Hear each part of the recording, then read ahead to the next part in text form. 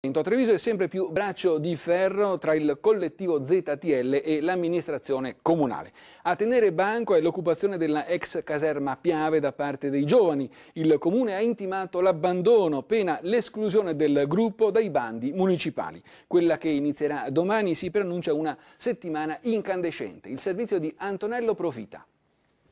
Entro mercoledì gli spazi vanno liberati. Il sindaco di Treviso Giovanni Manildo lancia un ultimatum ai ragazzi del collettivo ZTL che da ottobre occupano l'ex caserma Piave e da allora si sono dati da fare per svuotare, ripulire locali destinati a sale, studio e riunioni, palestra sociale, spazio concerti, ma anche, diremmo soprattutto, a un dormitorio con 9 posti letto. Qui vengono a dormire persone di varia estrazione sociale, varie nazionalità, ci sono persone di varie età, da giovani a persone anziane, tutti uomini che appunto, soprattutto a causa della crisi, purtroppo hanno perso il lavoro e si ritrovano per strada. Tutti i giorni sostituiamo le lenzuola, mettiamo fuori le coperte e tutto quanto quello che viene fatto all'interno dello spazio è esclusivamente frutto della volontà e del tempo di tanti che gratuitamente si mettono a servizio di questo progetto. Rispetto all'ultimatum, il sindaco dice comunque di averne parlato in questi giorni con voi.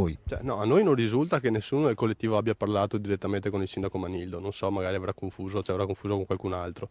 E noi rispetto agli ultimatum, come dire, un po' fanno sorridere perché non ci sembra il modo per affrontare la questione, ma soprattutto ci riserviamo di dire qualcosa dopo che appunto avremo fatto assemblea con tutti quanti, con tutto il collettivo, e dopo l'assemblea di martedì che sarà pubblica, alla quale davvero invitiamo tutti quanti a venire a dire la propria e, come dire, a darci anche degli spunti per capire come fare per portare a casa il risultato.